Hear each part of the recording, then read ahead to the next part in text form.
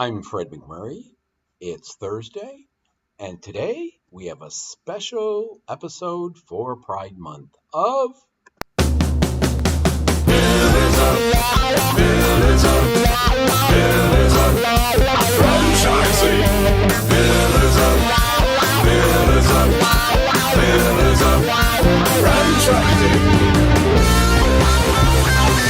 Ready as all.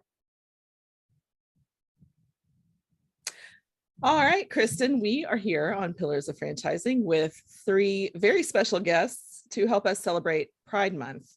We've got, I know, we're so excited. It's going to be a fun show with a lot of important information about Pride and franchising.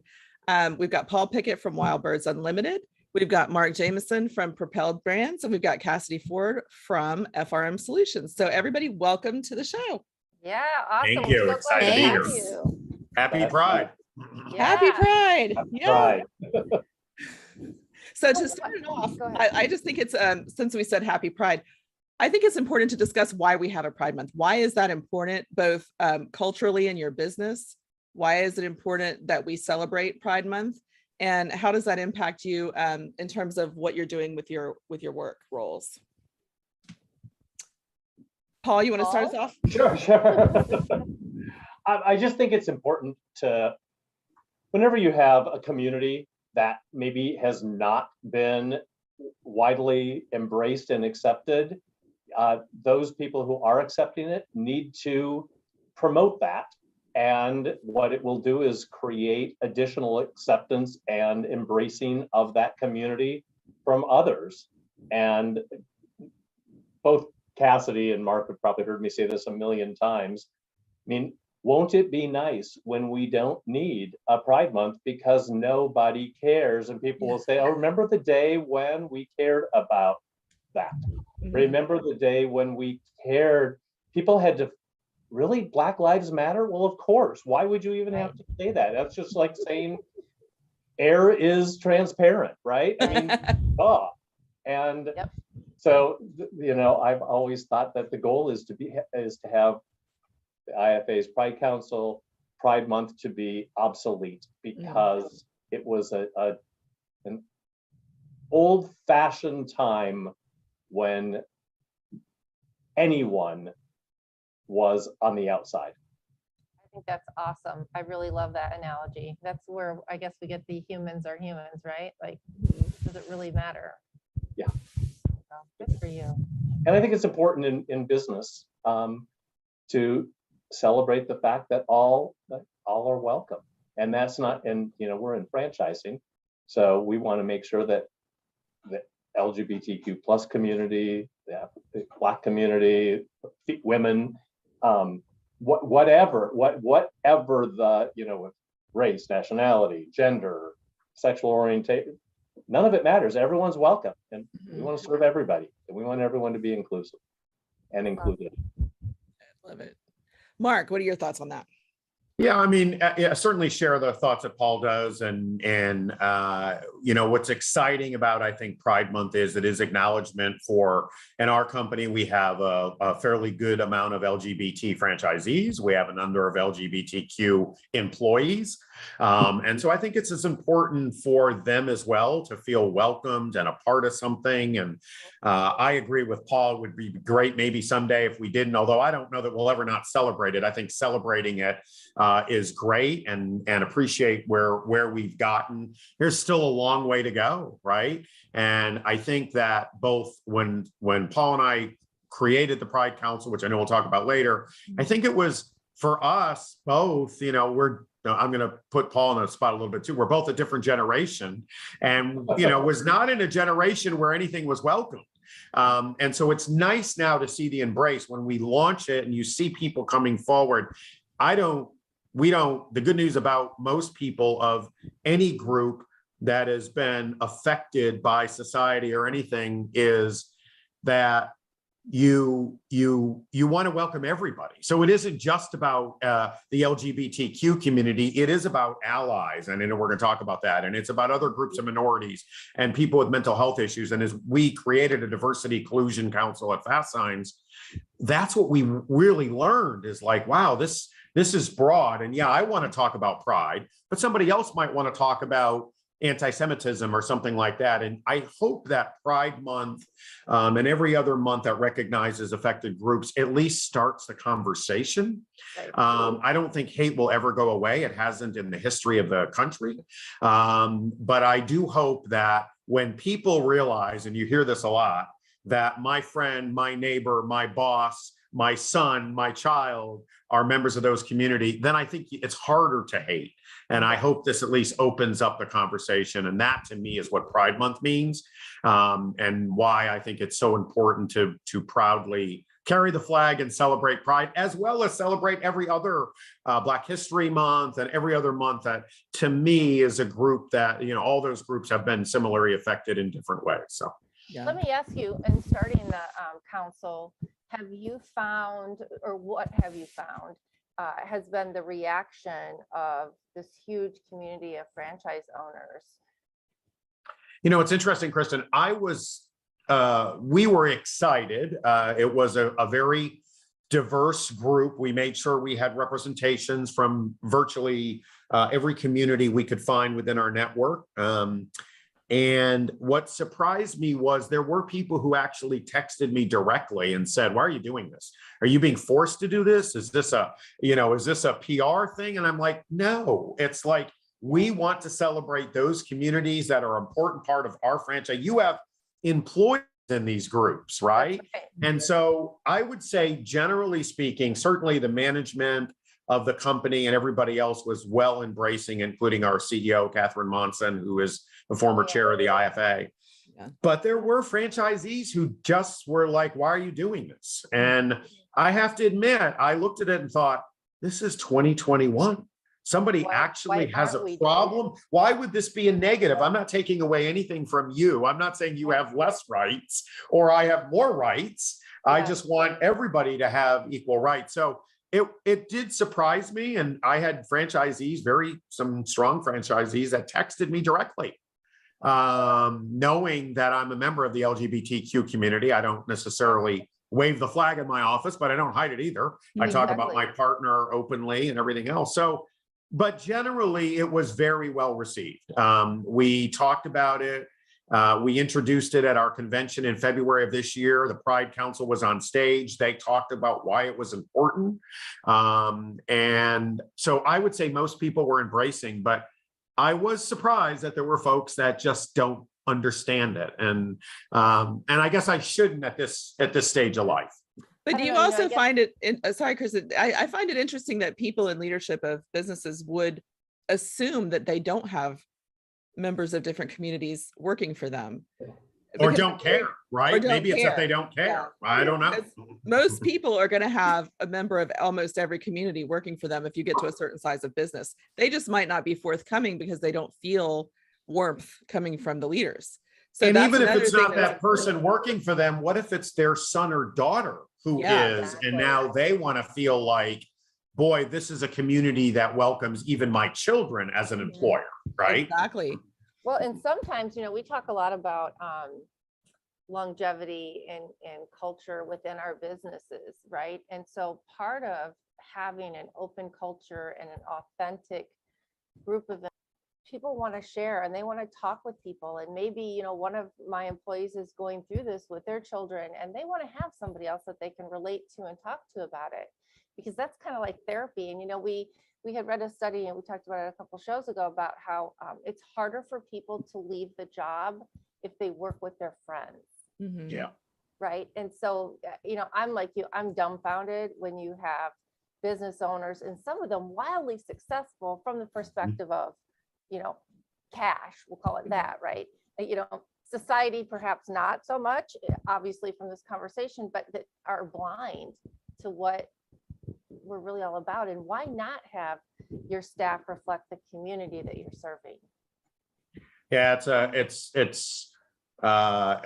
it's a sad commentary that you have to think that way, right? That somebody would actually ask the question when they have customers a part of that community. And one of the things that we did talk when we launched the council about to our franchisees, and maybe it isn't the right approach, but many on the diversity in council said, no matter what group they're from, is we need to let others know why it's important. Exactly to your point, Kristin, it's good to hiring new employees. It's good for retention of employees. It's good for business. Yeah. And so if you can't get there because you don't want to love me because I'm gay or Black or have mental health issues or any minority group, then recognize the fact that I'm probably good for your business. And I'm good for helping hire employees, which everybody's struggling with that challenge today. And putting up a wall of hate is not going to help you attract more employees. That's right. That's right. Cassie, what do you think about all this? Yeah, so I'm here as an ally. It's something that's really near and dear to my heart. I have a gay uncle. I lived with him and his partner for a while when I was in college, and I saw discrimination firsthand. And so now as I look in business, I'm a woman, I have a disability, I struggle with mental health issues. I fall into those categories that you all are talking about, where I really can relate. Mark, you were saying about the different celebration months, right? So this is my favorite time of year, where you have Women's History Month, you have Mental Health Awareness Month, Tourette Awareness Month, and Pride Month that are back to back to back.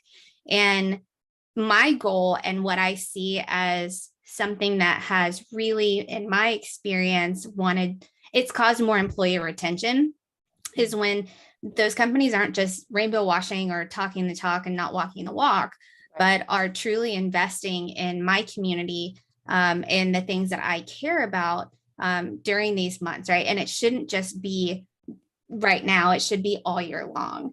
And the idea, just as Paul was saying, is that it's something down the line that we can continue to celebrate, but that is just what it is. It's the norm. And I think that we're starting to get there, but definitely we were talking yesterday in a supplier workshop for the IFA about employee retention and about how employers, franchisors, suppliers, how the investment, the transparency, the communication, employee resource groups, the culture, all of that is so important in making your employees feel like you have a stake in them, and then they have a stake in the company.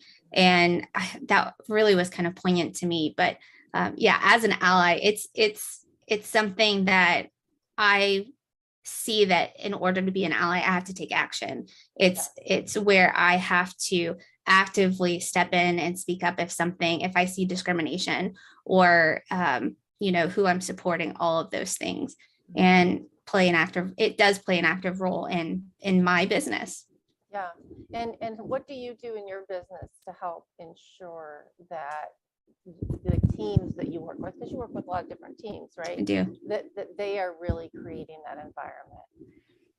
It's interesting. And I work with a lot of different franchisors, so I see the different ways that these franchisors are approaching Pride Month and celebrations of all different communities, minorities. And I have thoughts sometimes. I have some opinions sometimes about what's going on. And I do choose to keep my opinions to myself in large part, but I do try to educate where possible, when possible, and make sure that my stance is also known, what I'm comfortable with and uncomfortable with. And I've seen ways in which that education piece, or those really kind things, have made an impact in the way that someone else is behaving or speaking. So it's really subtle. It's just small things. Sometimes in business, there are lines that I think some people are comfortable and uncomfortable crossing. But in my opinion, if I'm now sharing it, sometimes those lines need to be crossed. Yeah. And that becomes really important when you're dealing with other teams or clients. Absolutely. And Paul, you started the council, right, for IFA? Mark and I did. Okay, both of you together. Yeah. Excellent. Yep, together with an associate at the IFA, Suzanne Beal, who's no longer with the IFA, but she was our big advocate there, which is now, she's been replaced, and we now fall under the Diversity Council. And so we've had a lot of support from the IFA. Awesome. And so when did you recently started this, right? Well, we did a big kickoff party along with Fan in September of 2019, and it was just a part, more of a party and a celebration that we'd created this council with the support from so many people, and we were overwhelmed at how many people showed up for this kickoff, this launch party. It was just amazing. The energy was great. And then we're like, okay. And unfortunately, because, we couldn't get together and do anything at the 2020 IFA convention just because of the timing. And then something happened in March of February, March of 2020. What was that again? Yeah, what was that? That thing that we had. Was that something in Indiana or was that worldwide? Yeah. Was it fake news? I don't know. So we sort of, Mark and I had efforts, and we made, we had some meetings. We went out and communicated with some other LGBTQ plus business organizations, the Chamber of Commerce, the who else did we meet with? We met with several Congress people, and Congress people as well that were supportive, like Chris Pappas, and Yep. So we had some efforts, and then we actually kind of got stalled a little bit, but we picked back up, and we've had a couple meetings, and we had a really good webinar, educational seminar on what a company is doing to just improve all DEI, diversity, equity, and inclusion, equality and inclusion, sorry. And we're doing another presentation webinar, educational webinar in this month, just talking about how different brands approach the celebration and their own stance and how they tap into the opportunities, and yet also, it's franchising. So it is a little weird because guess what? While we license our brand and our best practices, and we have very specific brand standards, our franchisees own their own business. Yes. So talking about, coming at it from different angles and pushing down, pulling up, how we manage that and what's appropriate for your brand and how comfortable your brand is, and where your, I think Cassidy said it really well. Like, when do you need to step in, and when do you need to just allow it? I'm not as good. Sometimes I think I should be better, and sometimes I think I'm really good with it. But what I've chosen is, I'm the guy that doesn't wave the flag. It's not my opening story that I'm an open gay guy, to me, it's kind of boring. It just is what I am. Yeah. My way to make a difference is more, I find that familiarity and engagement in some ways allows people who are uncomfortable to have a more comfortable conversation. So rather than, and I'm not going to say pushy, that's the wrong word, but rather than being more obvious, I'm more subtle in my approach. And I have found that works really well for me and for the people that I engage with. I'll tell a story later if you want to hear it about what Jim Carpenter, the founder and CEO of Wild Birds Unlimited, the lesson that I got when I was 25. So a year or two ago. Paul, I think it's a great story because I think it's important to understand how to talk. As an ally down here in Alabama, one of the tactics I use, because you can't be overly aggressive in your approach necessarily if you want to reach people. So my tactic is more along the lines of what is the lowest common denominator we can agree on, and then let's go from there. And sometimes it's as far down as we don't want a kid to die. We want kids to be mentally healthy and safe and secure, period. And if you can launch from that point, sometimes it's a lot more high level, but tell that story, because I do think it's a nice way to show how your franchise brand has handled you in such a loving and accepting way. Okay, well, I was 25 or 26. I was very young. And you're still very young to us. We're all young at heart. At heart, thank you, and bless you, Mark. So I'm in a relationship that was ending. It didn't work out. It was clearly I was stressed out. It was difficult. I was moving, and I had just never talked about it. Right? I had a roommate. I was just very, very quiet about it. And Jim Carpenter pulled me in his office, and he's like, "I know something's going on. Your work is fine. You're doing a great job, but I can tell you're stressed out. Can we talk about it? And I said, yes. And he's like, Paul, just so you know, we know you're gay. And he said, that's okay. And I'm like, oh, but of course the relief comes over you. Yeah. It's like, he's like, it's no big deal. No one cares. He said, it's never been your lead story. You've got way more other things about you that are more interesting than who you love. But we want you to know that you're fine here. It's a safe spot. And, we are going to add, I think, it didn't happen till later, but we've added we embrace diversity to our values statement, which is given to every one of our franchisees and all of our candidates.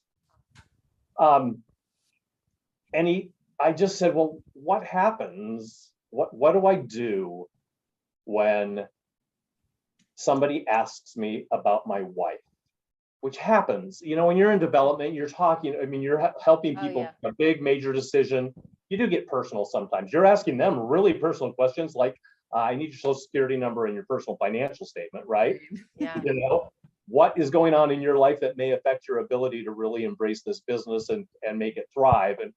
And questions like that, they're deep. People ask you questions in kind, right? Yep. And he said, I said, I usually try to avoid it. And he's like, that's not okay. You need to give an honest answer where you're comfortable. You don't have to go into great detail if you're not comfortable. But he said, you're not allowed to avoid the question because avoiding the question is a lie. And you're in development. And we have your transparency is another one of our. Yeah. You have to do this. You have to correct them and say you have a partner at the time. Now I have a husband. That was a long time ago. And I said to him, this is the part, maybe I may crack up just a little bit because it does get me a little emotional where I said, what do I say or what happens if somebody doesn't want to join the Wild Birds Unlimited franchise system because I'm gay? And Jim Carpenter said, I'll give you two answers. I'll give you the same answer, but from two different approaches. It's like one, personal. We don't want those people in our system. We want people who embrace diversity. That is one of our values. We want people who love everybody. That's my personal answer. That's our culture answer. So here's my profit answer is we're retailers. Retailers want us, our mission is to bring people and nature together. We want everyone in the world to feed birds.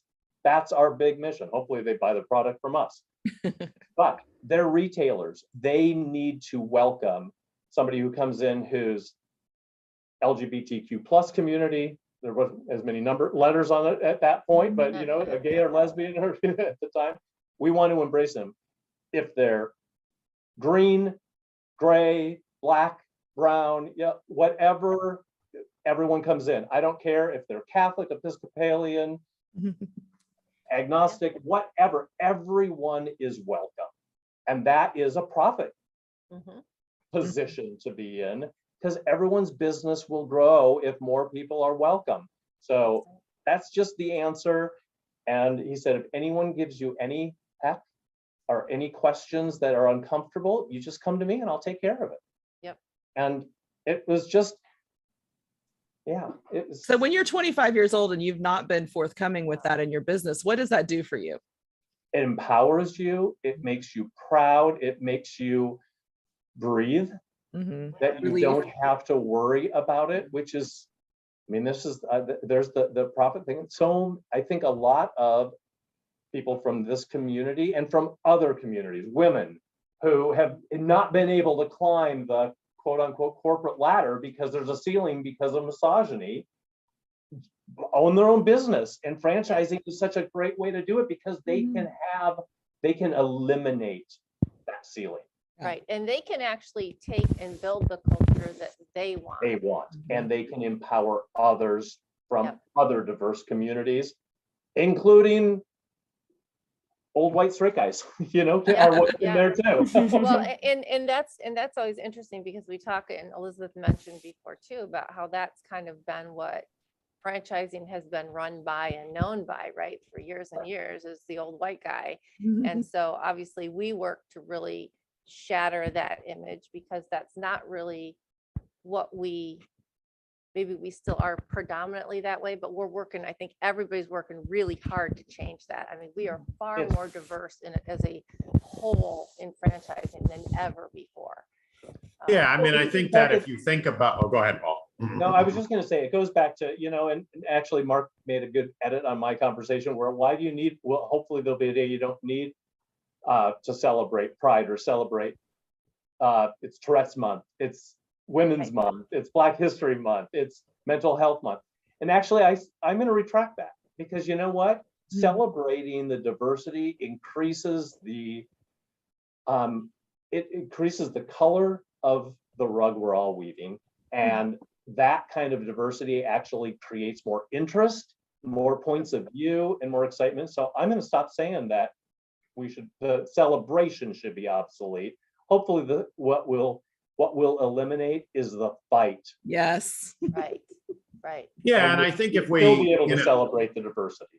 Yeah, and I also want to make sure you think about your experience when you're young, and I certainly had my experiences where I had to stay in the closet, and I actually worked for a company I won't mention prior to coming here, where it was very much an old boys club, and I wasn't invited to things because I didn't have a wife. And while I wasn't necessarily real open about it, I wasn't necessarily hiding it either.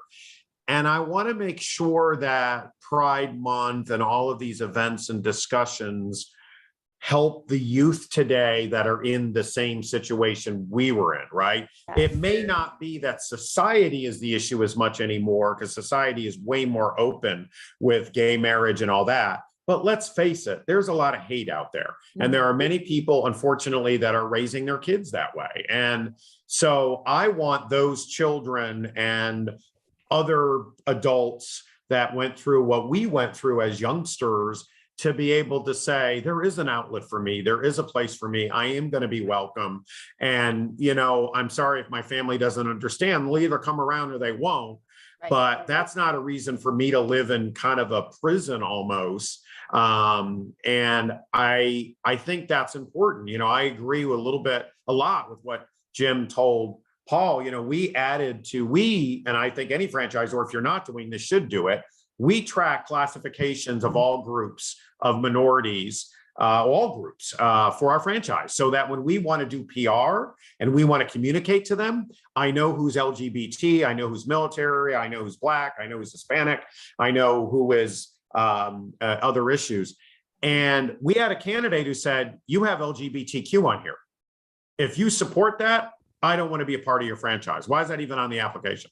And I was like, you don't want somebody like you then, right? Exactly. I mean, I was mortified that somebody would actually be, how does that affect you negatively? It has no effect in you. And if that's your narrow thinking, then to the point that Paul raised about Jim, then I don't want you in our brands. Yeah.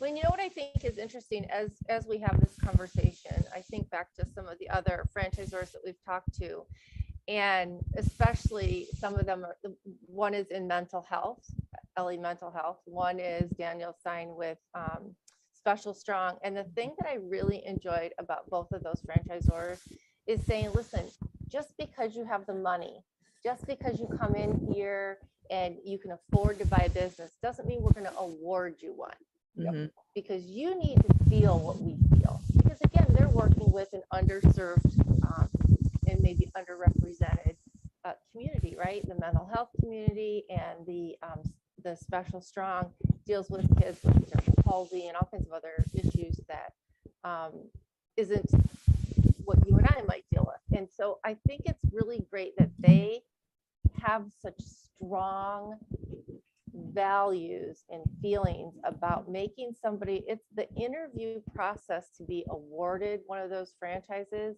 is more about who you are as a person than what your bank account looks like. And I think that's so important. Because that's going to go to the culture you create in your business, right? And if the culture in your business is not one that's welcoming, you can't pick your customers when they walk in the door. I don't care what brand you operate. I can't say, well, I'm not going to wait on you because you hate gays, or you are gay, or whatever the reason is. And so certainly we all want franchisees that are going to welcome everybody in that door with open arms, including employees. Yeah. So Mark, in some states, you can actually say, I don't want to wait on you. Alabama is one of them. You can refuse medical care. You can refuse service based on religious exemption. There is a map, an equality map that you can click on that tells you which states have anti-laws. So in terms of that, like I went to my son to get his wisdom teeth out, and I could tell the guy was not okay. And I was a little bit nervous because Luke was under anesthesia. You know, it was one of the scariest moments as a parent where I felt, oh, I can imagine, like we could be removed if they realized, because when he was under anesthesia, Lady Gaga came on and he was singing like nobody's business. And I was like, oh Lord, I'm gonna figure it out. But who doesn't do that? Come on. Right? I know, but you know, this guy, I was like, he's gonna figure it out. So in terms of the IFA, what are y'all looking toward in the future in terms of initiatives that you want to do? Is there going to be any kind of lobbying to have more inclusive laws on the books in some of the states that franchises operate in? Because there are quite a few that still have religious exemptions where you don't have to serve a customer. And I think in the franchising systems themselves, you can have policy where that you're not allowed to do that. But what kinds of things is the IFA Pride Council looking toward as we go forward in the future in terms of accomplishment and creating that culture of inclusion? I mean, I can say a few words and then Paul, you can jump on whatever I don't cover, I guess. I mean, and Cassidy, feel free to jump in. Yeah, anybody there. I want to ask Cassidy after about what her role is, but go ahead, Mark. Yeah, I think that, you know, this started as a small grassroots efforts from Paul and I, and of course, then COVID kind of put a screeching halt to it. But I'm excited about our initial trip to Washington, where we met with the LGBTQ Chamber of Commerce, which is a huge pro-business. They have certifications and things of that nature. We also met with GLAAD. We met with Congress. So while we have not yet embraced efforts on the legislative side, the good news is we're now part of the Diversity and Inclusion Council for the IFA or Institute. And I know that they work against hate and things of that nature. And so I'm excited under Ursula, who leads that, who is a phenomenal leader, that we will start to address some of those issues. But I think it's most about having the conversation, making people feel welcome, and sharing. We have another webinar coming up about what everybody can do in their business to embrace anything. In this case, we're talking about Pride Month, but it could be any other month that recognizes groups. So I'm excited. It's expanding and it's growing. Cassidy's on the council now, so we've got allies and others, and we see it as an area that we may have a small group, but we want everybody to feel like they can be a part of it and support it. And so, yes, I would hope that eventually we would work against those fights, as you talked about, through the Diversity Institute, because I think that's really where it belongs. But at least IFA has the foot in the door with legislators who we can sit down and have those positive conversations with. And Paul and I have done that. We've had several conversations with legislators from various states, and that was very eye-opening. And then we met with the legislative caucus that deals with LGBTQ and other minority issues, and that's eye-opening to me. And to be there in Washington and have those conversations is great. We'll never wipe it off the face of the earth. You know, Elizabeth, before this started, hopefully I'm not telling you anything out of school, but, you know, we talked about the states we live in. I live in Texas, not exactly one of the most embracing states when it comes to those things. And I hope that as people know people that are gay or any group that's affected, it will broaden the horizon. It won't for everybody, but I sure hope we can have some impact. So, well, when you love Paul, someone, I don't know what you want to add to that, but I think you did a great job. I think, you know, we have to set our sights in a reasonable fashion. So, you know, fighting for just general LGBT Q rights or transgender rights in a state, and, you know, bathroom accessibility, and that seems a little bit out of the scope of what the Pride Council can do, and certainly we all may want to do that individually, but from a business standpoint, it's really to educate the industry to the value of having a more diverse group, welcoming a group. Why they our found, you know, in my system, you look at the top. We went to our like top event of all of our top producing stores at our conference. I'm like, oh my gosh, there are so many people here who are in that community, that part, one of those my community, the LGBTQ plus community. And you know, talking to them, I'm like, tell me about this. And they're like, well, you made it clear early in the process that this was a company that didn't care and that embraced it. Yeah. And that was not what we felt. We felt uncomfortable talking to some other franchise brands. And you made it real clear. It's no big deal.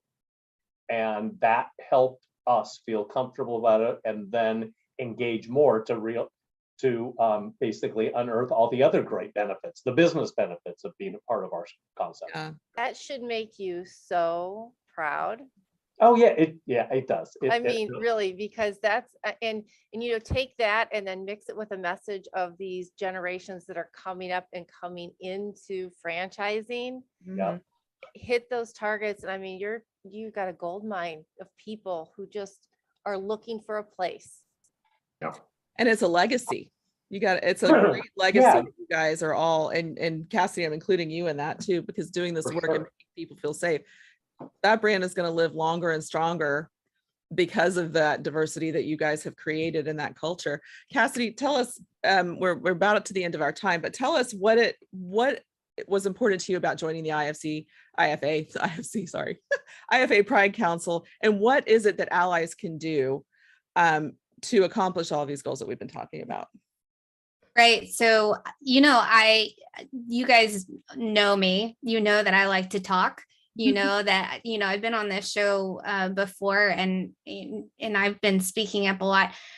As an ally, example here, I want to hear the voices of Mark and Paul. I want to be able to be a support to that and amplify the voices of the LGBTQ plus community. And there are ways that I think, as for me, I think that there are ways to educate, as Paul was saying, to the broader world. One of the things that I know that IFA, to the question that you had earlier, is to one of the things they're doing is to try and educate on franchising for younger generations. And this is an opportunity for the IFA to not just educate younger generations, but make sure that the franchising community is an open and welcoming place for those generations. And so if you ask, you know, what's the future of franchising look like? If you ask how we can be allies in shaping that future, I would just say honing in for me and other allies on education, support, amplifying the voices that are really key in making a difference and setting an example for what diversity can look like in franchising and having that impact on younger generations. Can I add to this? And I just thank Cassidy. You know, Cassidy's a dear friend of mine, not just a professional ally and connection, but having those allies who may not, you know, Black people supporting white people supporting Black people. It opens up the doors. The allies actually exponentially amplify it, because there are people who may not come to me, may not come to Mark, knowing that we are gay, or come to some, you know, Patty Rother, who, you know, is openly a lesbian. They may not come to them to say, I don't get it, I'm uncomfortable with it, but they would go to Cassidy, they'd go to Michelle, go to, you know, all of those friends, those allies who are there with us, and they have a wider door to open. It's so true. Yeah, go ahead, Cassidy. Well, just can I speak right now to other allies out there, or people who don't know how to be allies, asking questions. if you don't know, just ask a question. If you don't know the letters, if you don't know like the language, if you don't know how to approach someone, just ask questions, because no one in the LGBTQ community, no other ally is going to sit there and say, I don't want you to understand it. I don't want you to know. And it's a constant growing and learning process. It's constantly changing as we evolve, as everything is. But it's so important to just not have that fear, because take that fear away, and that's where we have an open community. Yep. So I think that's great, Cassidy. You know, my daughter said to me the other day, I was talking about one of the kids in our community who has recently come out, and I slipped because I've always known him since he was 2. Now she and my daughter said, well, did you even ask their pronouns? And I went, oh my God, I was I supposed to do that? And she said, Mom, that's really the first thing you need to do is ask pronouns. So the next time I saw this child, I'm like, listen, I'm really sorry. I'm learning this right now, you know, kind of on the fly. I forgot to ask you, what are your pronouns? And she said she heard. And I'm like, okay, good. Now I feel like I've made that connection. And now I get the name change. Now it all fits into this little package for me. And I think it's important for people, because I'm an ally too with children that are going through all this. And it's so important when you say ask the question, right? Something as simple as that. And so many of these kids go home and their parents will flat out say, I don't care who you are outside of the house or what you want to be called outside of the house, but in this house, you're going to be what I named you. In this house, you're going to be how you were born. And they have to have a safe place to go. And if that happens to be my business, okay. If that happens to be my house, okay. But we have to start asking the questions, Cassie. I think you're so right on that. Absolutely. Well, guys, this has been a great show. I'm so appreciative of you. And I, as an ally and a mother, have been in businesses where I was uncomfortable or I felt like I had to censor myself. And so I very much appreciate that the people on my team at Pillars are embracing of a pride show. That's not always the case. And anytime you guys have news and you want to come on and talk about what you're doing in the Pride Council or in your own businesses with your diversity, equity, and inclusion programs, we would love to have you back. We'll just go around really quickly. Paul, then Mark, then Cassidy. Tell us if a viewer would like to reach you and learn more about your businesses, how can they do that? And then we'll wrap up. Great. Paul Pickett, you can find me on LinkedIn. You can also, my email is my last name followed by my first initial. So Pickett, p@wbu.com. Shoot me an email, send me a message on LinkedIn. That's probably the easiest. All right, Mark. Thank you. Thank you. Thank you. Thank you for doing this. This has been amazing and enlightening. And thank you for the allies that are here as well. We really appreciate that. Mark Jameson. Our website is Propelled Brands, and you can learn about our brands there. And my bio is in our PROPELLED brands. My email address is mark.jameson, like the whiskey, JAMESON, @propelledbrands.com. I'm also on LinkedIn, and that may be easier as well. But thank you for being a part of today, and thank you for hosting this. Cassidy? Yeah, so you can definitely find me on LinkedIn. And also, if you want to shoot me an email, you can do so at ford.cassidy@thefranchiseticker.com. Perfect. Awesome. We'll also have all that posted on our website as well for our viewers and listeners if they, for whatever reason, weren't in a position where they can write that down. Yep, absolutely. All right. Thank you, guys. Happy Pride Month, and we'll be talking to you again soon. Thank you so much. Thank you. Happy Pride Month.